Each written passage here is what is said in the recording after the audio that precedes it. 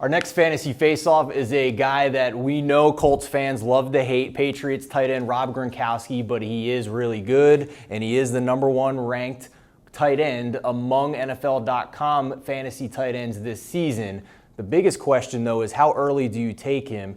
Is he a top 15 pick like he's going in many drafts? It's a little bit too high for me. I think the latter stage of the second round, maybe even early third round. PPR league, definitely. But again, in a standard scoring league without Tom Brady for possibly a quarter of the season, I think it's a little bit of a risk taking Gronk that high. He's battled some injuries in his career. I would wait again to the latter stage of the second round, early on in that third round before you take him. But I do think there's a wide gap between him and Jimmy Graham in that 1 to 2 spot, just because you are a little bit uncertain of what Jimmy Graham's role is going to be out there in Seattle. I saw a couple articles saying Gronk could be justified as the number one overall pick in fantasy this year. That's crazy to me, and here's why.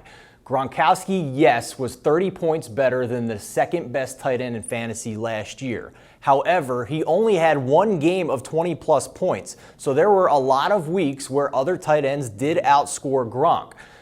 It's only a position where you can start one player opposed to running back or wide receivers where you need two guys, and if you do mock drafts where you're taking Gronk that early, go look and see what happens to your running back and wide receiver spots on the rest of your starting lineup. I don't like the way that roster gets constructed at that point. I'd be much happier waiting on a tight end and maybe getting a guy like Hill from the Saints or maybe even Delaney Walker from the Titans. We saw what happened again with Jimmy Graham being a top first-round pick at tight end last year. I'm not doing it again this year.